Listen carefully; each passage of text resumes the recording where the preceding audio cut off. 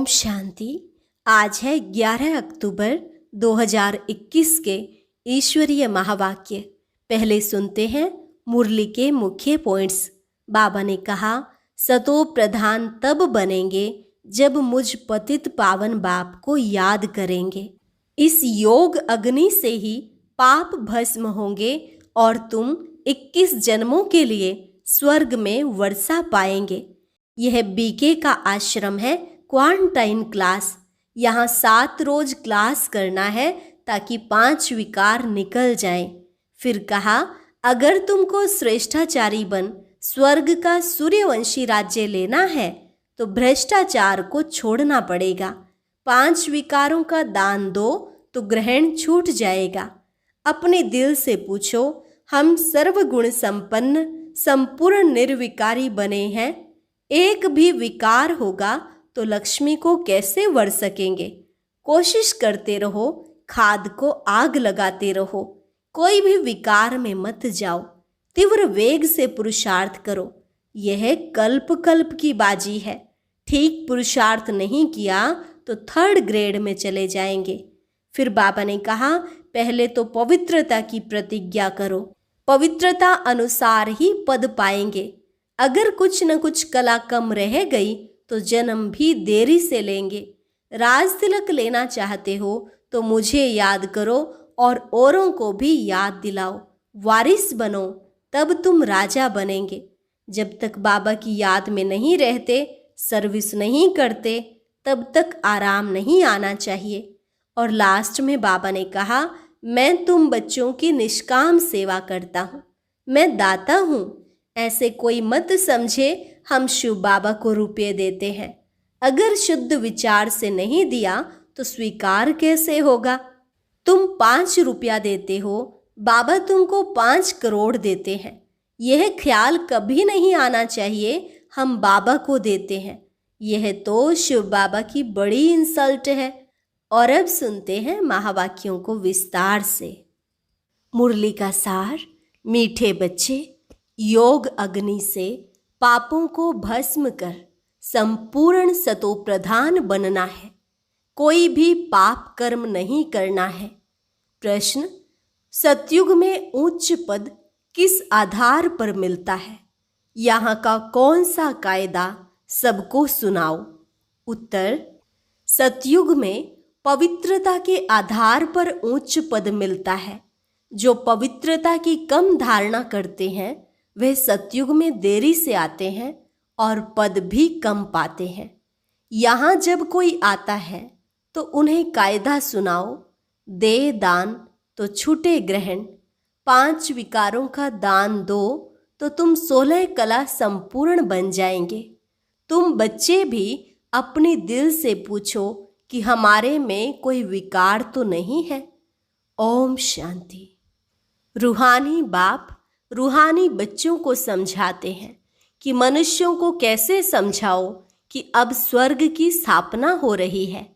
5000 वर्ष पहले भी भारत में स्वर्ग था, लक्ष्मी नारायण का राज्य था। विचार करना चाहिए उस समय कितने मनुष्य थे। सतयुग आदि में बहुत करके 9-10 लाख होंगे। शुरुआत में झाड़ छोटा ही होता है। इस समय जबकि कलयुग का अंत है तो कितना बड़ा झाड़ हो गया है। अब इसका भी विनाश जरूर होना है। बच्चे समझते हैं यह वही महाभारत लड़ाई है। इस समय ही गीता के भगवान ने राजयोग सिखाया और देवी देवता धर्म की स्थापना की। संगम पर ही अनेक धर्मों का विनाश, एक धर्म की स्थापना हुई थी। बच्चे यह भी जानते हैं कि आज से 5000 वर्ष पहले भारत स्वर्ग था और कोई धर्म नहीं था। ऐसी नई दुनिया स्थापन करने बाप संगम पर आते हैं। अब वह स्थापना हो रही है। पुरानी दुनिया विनाश हो जाएगी। सतयुग में एक ही भारत खंड था और कोई खंड था नहीं। अभी तो कितने खंड हैं। भारत खंड भी है, परंतु इसमें आदि सनातन देवी देवता धर्म है नहीं। वह प्राय लोप हो गया है। अब फिर परमपिता परमात्मा ब्रह्मा द्वारा स्थापना कर रहे हैं। बाकी सब धर्म विनाश हो जाते हैं। यह तो याद रखना है कि सतयुग त्रेता में कोई और राज्य नहीं था और सब धर्म अभी आए हैं। कितना दुख, अशांति, मारामारी है। महाभारी महाभारत लड़ाई भी वही है। एक तरफ यूरोपवासी यादव भी हैं। 5000 वर्ष पहले भी इन्होंने मुसल इन्वेंशन की थी। कौरव पांडव भी थे। पांडवों की तरफ खुद परमपिता परमात्मा मददगार था। सभी को यही कहा कि गृहस्थ व्यवहार में रहते मुझे याद करने से तुम्हारे पाप बढ़ेंगे नहीं और पास्ट के विकर्म विनाश होंगे। अभी भी बाप समझाते हैं, तुम ही भारतवासी सतयुग में जो सतोप्रधान थे वह इस समय 84 जन्म लेते लेते अब तुम्हारी आत्मा तमो प्रधान बन गई है। अब सतो प्रधान कैसे बने? सतो प्रधान तब बनेंगे जब मुझ पतित पावन बाप को याद करेंगे। इस योग अग्नि से ही पाप भस्म होंगे और आत्मा सतो प्रधान बन जाएगी और फिर स्वर्ग में 21 जन्मों के लिए वर्षा पाएंगे। बाकी इस पुरानी दुनिया का विनाश तो होना ही है। भारत सतयुग में श्रेष्ठाचारी था और सृष्टि के आदि में बहुत थोड़े मनुष्य थे। भारत स्वर्ग था, दूसरे कोई खंड नहीं थे। अभी और धर्म बढ़ते बढ़ते झाड़ कितना बड़ा हो गया है और तमो प्रधान जड़जड़ी भूत हो गया है।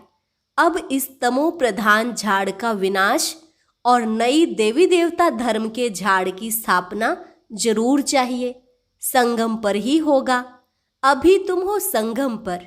आदि सनातन देवी देवता धर्म का अभी सैपलिंग लग रहा है। पतित मनुष्यों को बाप पावन बना रहे हैं। वह फिर देवता बनेंगे। जो पहले नंबर में थे, जिन्होंने 84 जन्म लिए हैं, वही फिर पहले नंबर में आएंगे। सबसे पहले पहले देवी देवताओं का पार्ट था, वही पहले बिछड़े हैं। फिर उन्हों का ही पार्ट होना चाहिए ना। सतयुग में है ही सर्वगुण संपन्न। अभी है विशेष वर्ल्ड, रात दिन का फर्क है। अभी विशेष वर्ल्ड को वॉइसलेस वर्ल्ड कौन बनाए? पुकारते भी हैं, हे पावन बनाने वाले आओ। अभी वह आया है। बाप कहते हैं, हम तुमको वॉइसलेस बना रहे हैं। इस विशेष दुनिया के विनाश के लिए लड़ाई लगनी है। अब वह कहते हैं, एक मत कैसे हो? क्योंकि अनेक मत है ना। अनेक इतने मत मतांतरों के अंदर एक धर्म की मत कौन स्थापन करे? बाप समझाते हैं, अभी एक मत की स्थापना हो रही है, बाकी सब विनाश हो जाएंगे। आदि सनातन देवी देवता धर्म वाले जो पावन थे, वही फिर 84 जन्म भोग अब पतित बने हैं। फिर बाप आकर भारतवासियों को फिर से स्वर्ग का वर्षा दे रहे हैं, अर्थात असुर से देवता बना रहे हैं। तुम किसको भी समझा सकते हो कि बाप कहते हैं, मुझे याद करो तो तुम पतित से पावन बन जाएंगे। अब तुम ज्ञान चिता पर बैठे हो। चिता पर बैठने से तुम पावन बन जाते हो। फिर द्वापर में रावण राज्य होने के कारण काम चिता पर बैठते बैठते भ्रष्टाचारी दुनिया बन गई है। आज से 5000 वर्ष पहले देवी देवता थे, थोड़े मनुष्य थे। अभी तो कितने आसुरी बन पड़े हैं और धर्म भी ऐड हो, झाड़ बड़ा हो गया है। बाप समझाते हैं, झाड़ जड़जड़ी भूत हो गया है। यहाँ तो अनेक धर्म है।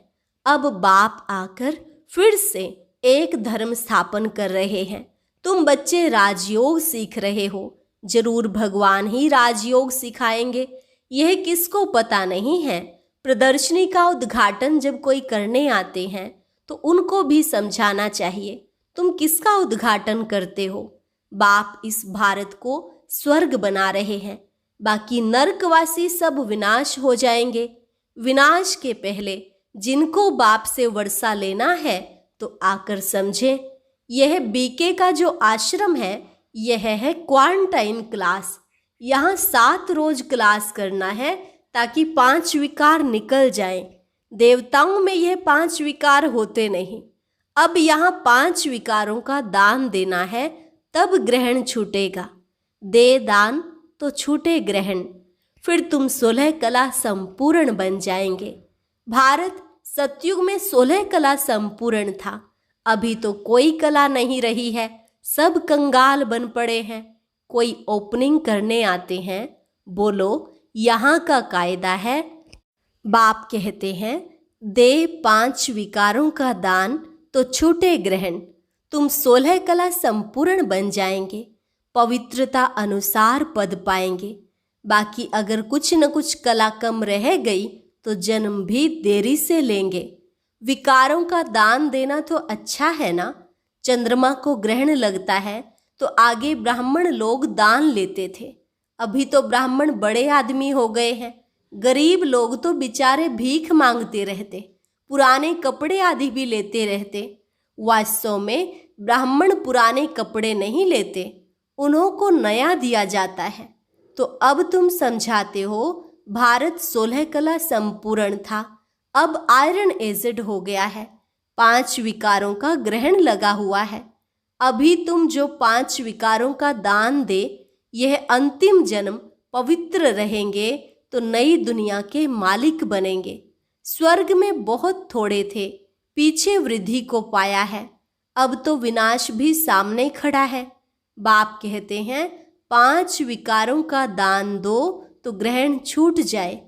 अब तुमको श्रेष्ठाचारी बन स्वर्ग का सूर्यवंशी राज्य लेना है तो भ्रष्टाचार को छोड़ना पड़ेगा। 5 विकारों का दान दो। अपने दिल से पूछो, हम सर्वगुण संपन्न संपूर्ण निर्विकारी बने हैं। नारद का मिसाल है ना। एक भी विकार होगा तो लक्ष्मी को कैसे वड़ सकेंगे। कोशिश करते रहो, खाद को आग लगाते रहो। सोना जब गलाते हैं, गलते गलते यदि आग ठंडी हो जाती है तो खाद निकलती नहीं, इसलिए पूरी आग में गलाते हैं। फिर जब देखते हैं किचड़ा अलग हो गया है तब कार्ब में डालते हैं। बाप अब खुद कहते हैं, कोई भी विकार में मत जाओ, तीव्र वेग से पुरुषार्थ करो। पहले तो पवित्रता की प्रतिज्ञा करो। बाबा आप पावन बनाने आए हो, हम कभी विकार में नहीं जाएंगे। देही अभिमानी बनना है। बाप हम आत्माओं को समझाते हैं, वह सुप्रीम आत्मा है। तुम जानते हो हम पतित हैं, आत्मा में ही संस्कार रहते हैं। मैं तुम्हारा बाप, तुम आत्माओं से बात करता हूँ। ऐसा कोई नहीं कह सकता। मैं तुम्हारा बाप परमात्मा हूँ। मैं आया हूँ पावन बनाने। तुम पहले पहले सतो प्रधान थे, फिर सतो रजो तमो में आए, तमो प्रधान बने हो। इस समय 5 तत्व भी तमो प्रधान है, इसलिए दुख देते हैं। हर चीज दुख देती है। यही तत्व जब सतो प्रधान होते हैं तब सुख देते हैं। उसका नाम ही है सुख धाम। यह है दुख धाम। सुख धाम है बेहद के बाप का वर्षा, दुख धाम है रावण का वर्षा। अब जितना श्रीमत पर चलेंगे उतना उच्च बनेंगे। फिर प्रसिद्ध हो जाएंगे कि कल्प कल्प यह ऐसे ही पुरुषार्थ करने वाले हैं। यह कल्प कल्प की बाजी है। जो जास्ती पुरुषार्थ कर रहे हैं वह अपना राज्य भाग्य ले रहे हैं। ठीक पुरुषार्थ नहीं किया तो 3rd ग्रेड में चला जाएगा। प्रजा में भी पता नहीं क्या जाकर बनेगा। लौकिक बाप भी कहते हैं तुम हमारा नाम बदनाम करते हो, निकलो घर से बाहर। बेहद का बाप भी कहते हैं तुमको माया का थप्पड़ ऐसा लगेगा जो सूर्यवंशी चंद्रवंशी में आएंगे ही नहीं, अपने आप को चमाट मार देंगे। बाप तो कहते हैं वारिस बनो। राज तिलक लेना चाहते हो तो मुझे याद करो और औरों को भी याद दिलाओ तो तुम राजा बनेंगे। नंबरवार तो होते हैं ना। कोई बैरिस्टर एक एक केस का लाखों रुपया कमाते हैं और कोई कोई को देखो पहनने के लिए कोट भी नहीं होगा। पुरुषार्थ पर मदार है ना। तुम भी पुरुषार्थ करेंगे तो उच्च पद पाएंगे। मनुष्य से देवता बनना है, चाहे मालिक बनो चाहे प्रजा बनो। प्रजा में भी नौकर चाकर बनेंगे। स्टूडेंट की चलन से टीचर समझ जाते हैं।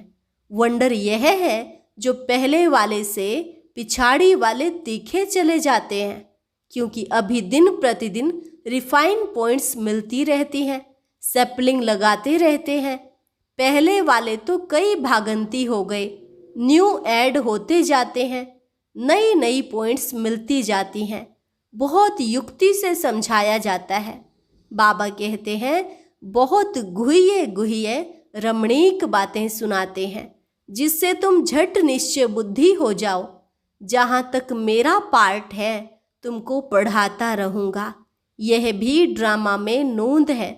जब कर्मातीत अवस्था को पाएंगे तब पढ़ाई पूरी होगी। बच्चे भी समझ जाएंगे। पिछाड़ी में इम्तिहान की रिजल्ट मालूम होती है ना। इस पढ़ाई में नंबर 1 सब्जेक्ट है पवित्रता की। जब तक बाबा की याद नहीं रहती है, बाबा की सर्विस नहीं करते हैं, तब तक आराम नहीं आना चाहिए।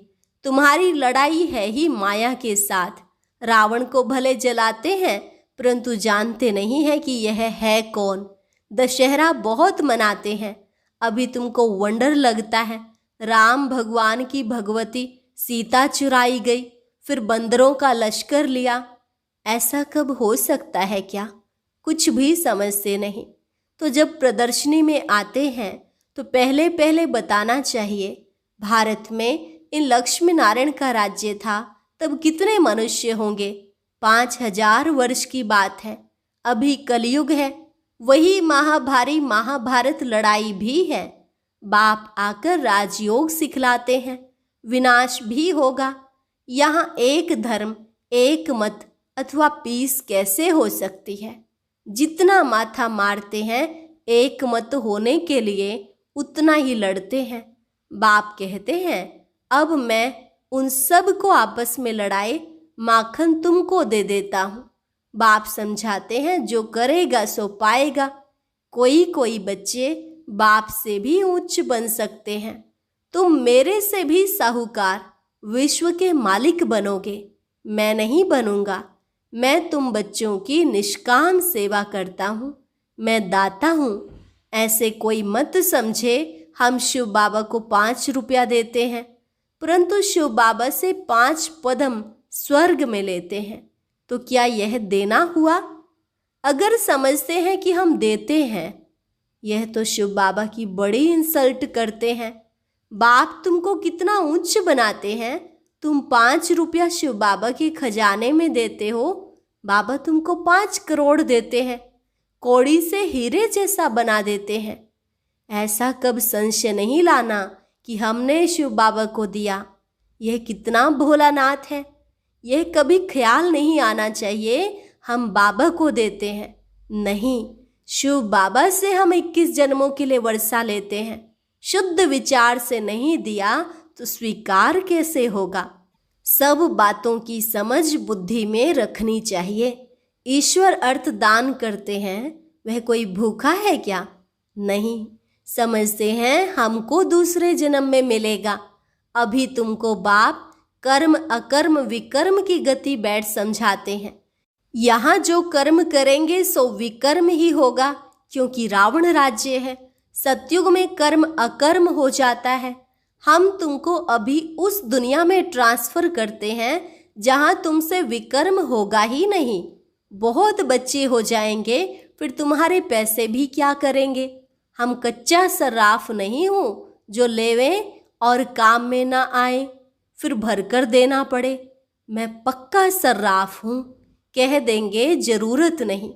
अच्छा, मीठे मीठे सिकिलधे बच्चों प्रति माता पिता बाप दादा का याद प्यार और गुड मॉर्निंग। रूहानी बाप की रूहानी बच्चों को नमस्ते। रूहानी बच्चों की रूहानी बाप दादा को नमस्ते नमस्ते, गुड मॉर्निंग। धारणा के लिए मुख्य सार। पहली पॉइंट, तीव्र वेग से पुरुषार्थ कर विकारों की खाद को योग की अग्नि में गला देना है। पवित्रता की पूरी प्रतिज्ञा करनी है। कर्म अकर्म विकर्म की गति को बुद्धि में रखकर अपना सब कुछ नई दुनिया के लिए ट्रांसफर कर देना है।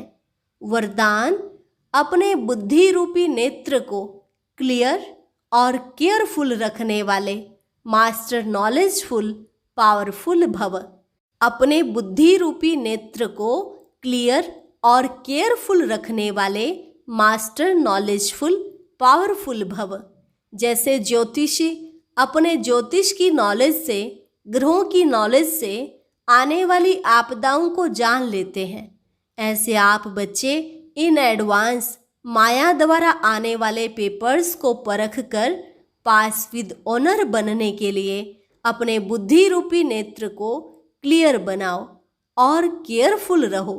दिन प्रतिदिन याद की व साइलेंस की शक्ति को बढ़ाओ तो पहले से ही मालूम पड़ेगा कि आज कुछ होने वाला है। मास्टर नॉलेजफुल पावरफुल बनो तो कभी हार नहीं हो सकती। स्लोगन, पवित्रता ही नवीनता है और यही ज्ञान का फाउंडेशन है। पवित्रता ही नवीनता है और यही ज्ञान का फाउंडेशन है।